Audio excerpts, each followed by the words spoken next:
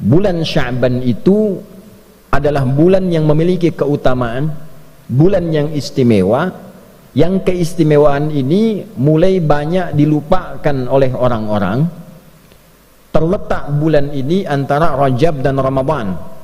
Dalam syarah hadis ini diantaranya disebutkan, diantara makna Nabi menyebutkan Rajab dan Ramadan untuk memberikan kesan bahwa banyak orang Islam itu memberikan perhatian yang luas pada bulan Rajab. Bismillahirrahmanirrahim.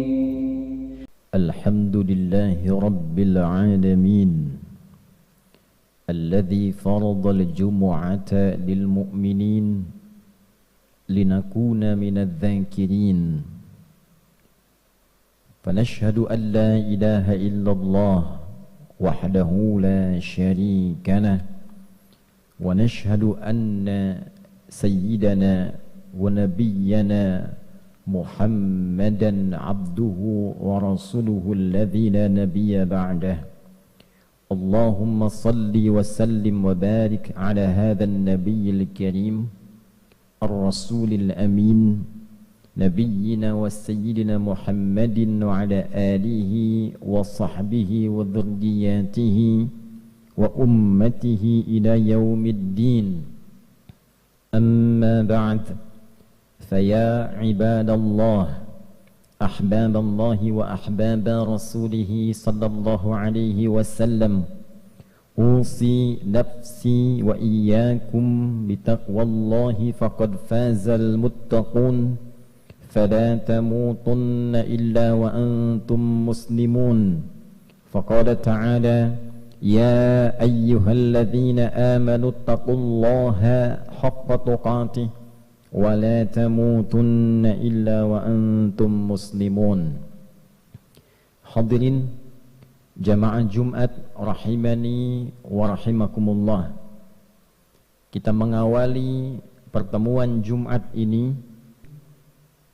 terdokumentasikan dalam kitab Sunan An-Nasa'i nomor hadis 2357. Sanad hadis ini diriwayatkan pada sahabat mulia yang masih junior, masih muda, kurang lebih 5 tahun di atas sahabat Ibnu Abbas radhiyallahu taala anhuma, yang saat Nabi sallallahu alaihi wasallam wafat, beliau masih berumur 20 tahun. Ayahnya termasuk yang dikasihi oleh Nabi sallallahu alaihi wasallam, bahkan pernah tercatat dalam sejarah menjadi anak angkat yang diadopsi oleh Nabi sallallahu alaihi wasallam. Sahabat junior ini bernama Usamah, ayahnya Zaid bin Harithah radhiyallahu taala anhuma.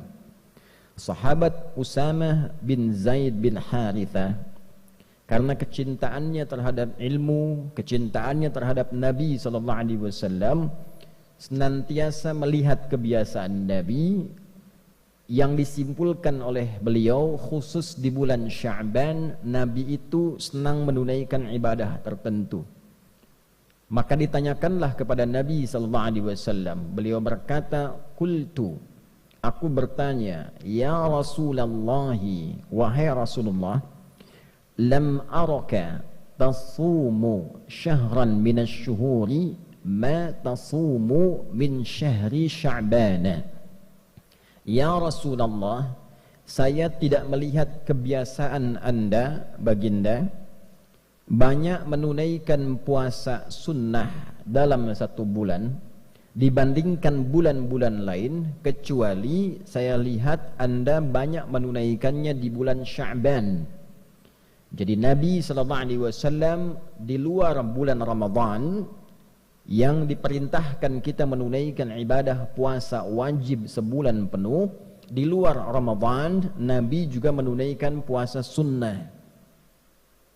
Di antara sekian bulan, 11 bulan selain Ramadan, Nabi diamati oleh sahabat yang kecil, yang junior ini banyak menunaikan puasa sunnahnya di bulan Sya'ban. Maka ditanyakanlah kepada beliau sallallahu alaihi wasallam, mengapa Nabi banyak menunaikan puasa di bulan Sya'ban?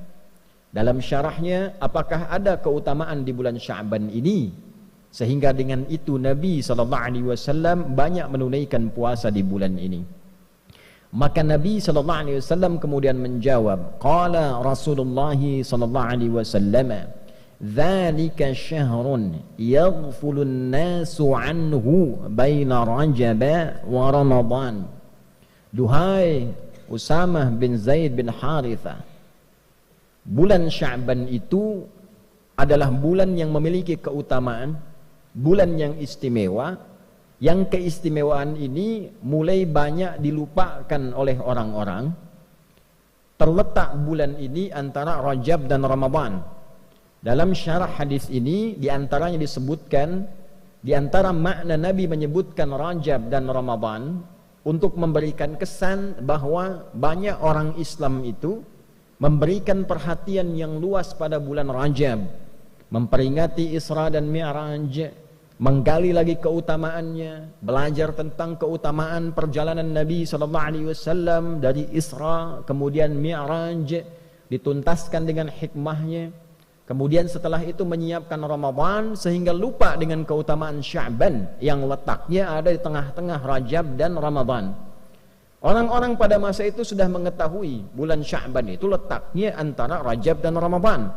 Tapi Nabi menyebutkan posisi ini dan disebutkan Rajab dan Ramadannya ingin memberikan kesan kepada umat Islam, umatnya Nabi Muhammad SAW, saking kita fokusnya peringatan di bulan Rajab, Isra dan Mi'raj, banyak pengajian, banyak sekali ceramah, kemudian menyiapkan Ramadan, lupa bahwa Sya'ban pun punya keistimewaan yang tidak ditemukan di bulan-bulan yang lainnya. Saking istimewanya Nabi banyak menunaikan puasa sunnah di bulan Sya'ban ini. Maka apa keistimewaannya Rasulullah? Wa huwa syahrun turfa'u fihi al-a'malu ila rabbil alamin wa uhibbu an yurfa'a 'amali wa ana sha'imun. Di bulan Sya'ban itu adalah bulan istimewa, waktu saat amalan-amalan kita ditampakkan di hadapan Allah Subhanahu wa ta'ala. Tentu Allah itu sebelum ditampakkan pun sudah mengetahui sifatnya maha. Sebelum dilakukan, sedang dilakukan, setelah dilakukan, Allah maha mengetahui seluruhnya. Tapi disebutkan kalimat-kalimat seperti ini, itu ada maknanya, ada syarahnya. Kalau kita mengaji di ilmu hadis, disebutkan kalimat-kalimat semacam ini untuk menunjukkan bahwa waktu itu begitu istimewa, keadaan itu begitu istimewa. Saking istimewanya amal-amal kita itu disebutkan walaupun sudah diketahui. Misal kita ingin berikan gambaran, menteri-menteri dalam kabinet misalnya bekerja, dia melakukan riset, analisa, penelitian, misalnya di bidang ketahanan pangan, menyiapkan ketahanan pangan terbaik, padinya, untuk ternaknya dan sebagainya. Nah, presiden sudah melakukan riset terlebih dahulu. Sebelum menterinya bekerja, presiden menugaskan orang-orang tertentu, coba pelajari di lapangan bagaimana. Jangan sampai nanti menterinya presentasi ternyata tidak sesuai dengan data di lapangan. Maka ketika menterinya presentasi di hadapan presiden, kemudian disebutkanlah hasilnya sesuai, hasilnya bagus. Yang luar biasa, sebelum menterinya presentasi, disampaikanlah kemudian catatan-catatan menteri itu di hadapan presiden, misalnya oleh sekretaris kabinetnya, oleh menteri koordinatornya, disebutkan ini catatannya bagus, penelitiannya bagus, hasilnya bagus, datanya benar. Tentu ketika disebutkan prestasi-prestasi yang baik ini, bukankah perasaan menterinya nyaman? Bukankah menterinya akan senang? Bukankah menterinya akan bahagia?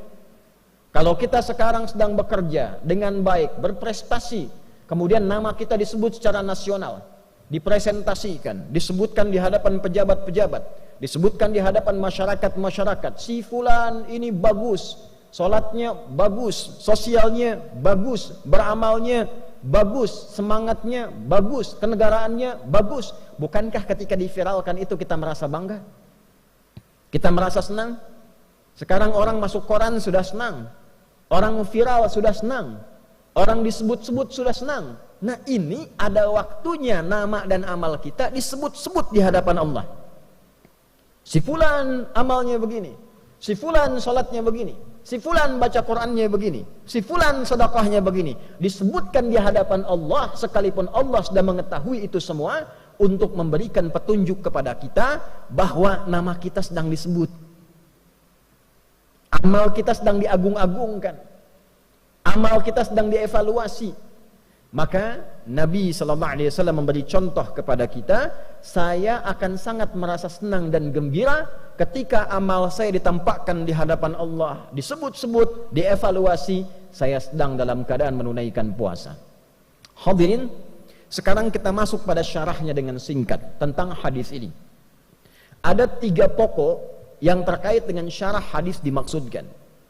Yang pertama, tipikal seorang muslim belajar dari ilmu sanad pada hadis ini, tersambung sanadnya pada sahabat Usamah bin Zaid radhiyallahu taala anhuma jami'an.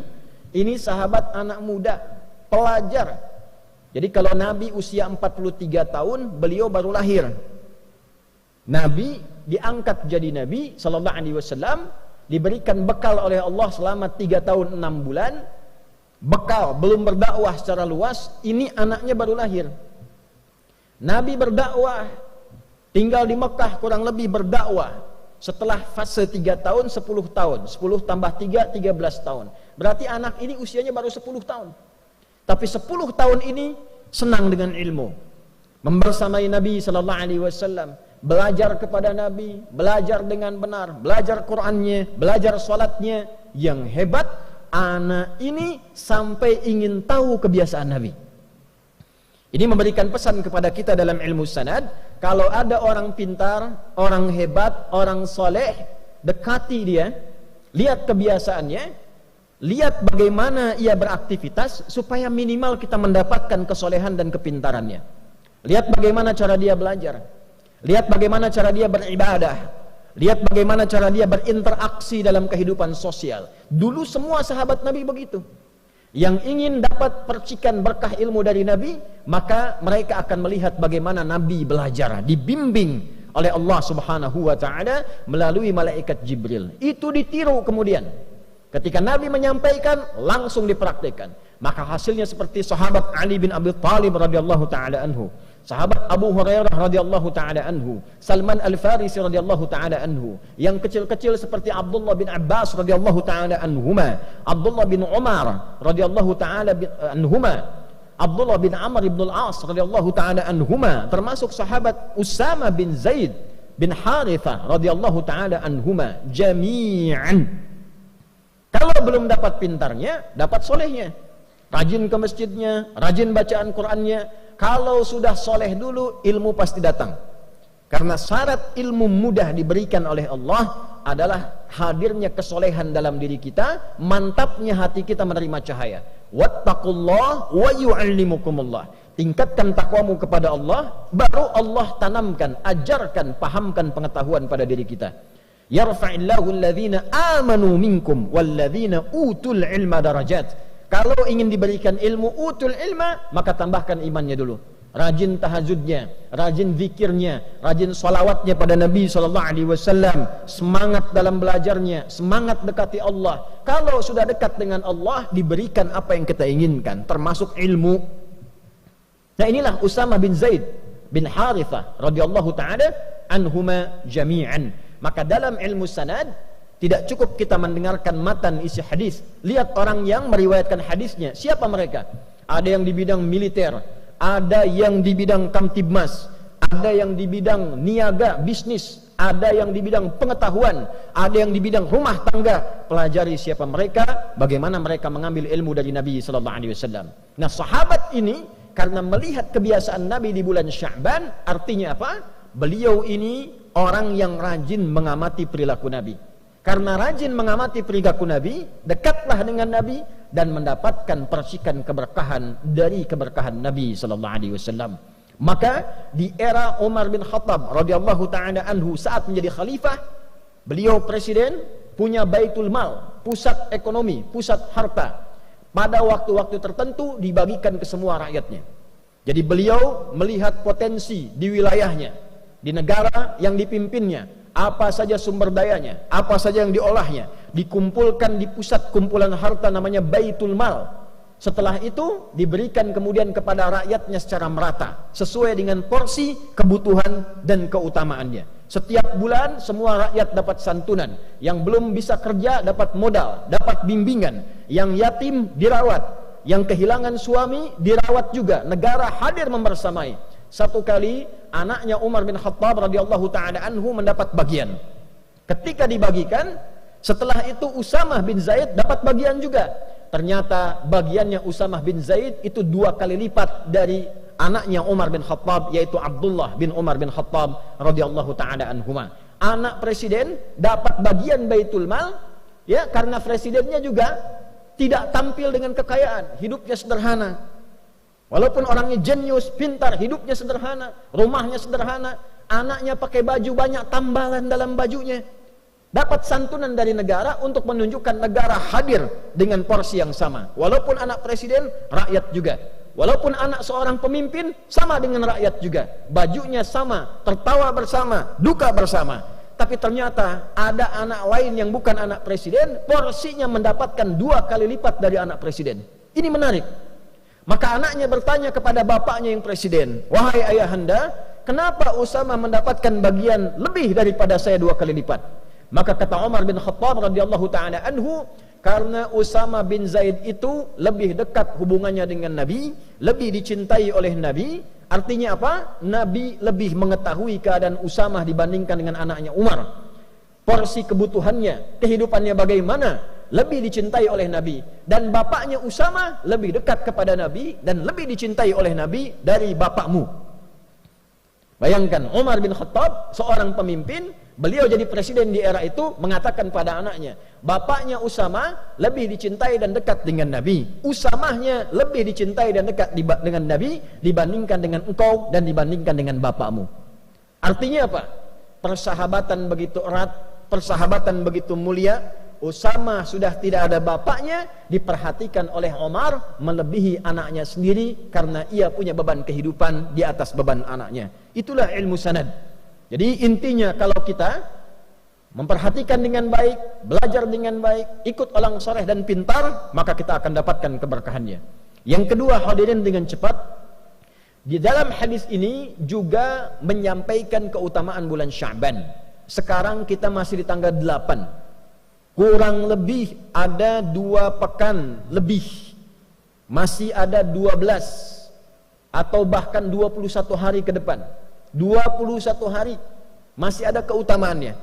Setiap harinya, nanti di pertengahan bahkan malamnya, seluruh amal kita di bulan ini dibentangkan oleh malaikat, dibacakan, ditampilkan, disampaikan di hadapan Allah Subhanahu wa ta'ala. Jadi malaikat membacakan, si fulan, ya Allah, hambamu baca Al-Quran di hari ini.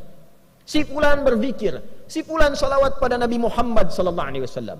Si fulan meningkatkan bacaan Al-Qurannya. Maka dari itu kita siapkan dengan semangat di bulan Sya'ban ini, siapkan amalannya, siapkan peningkatannya, siapkan semangatnya, karena nama dan amalan kita disebut-sebut di bulan ini.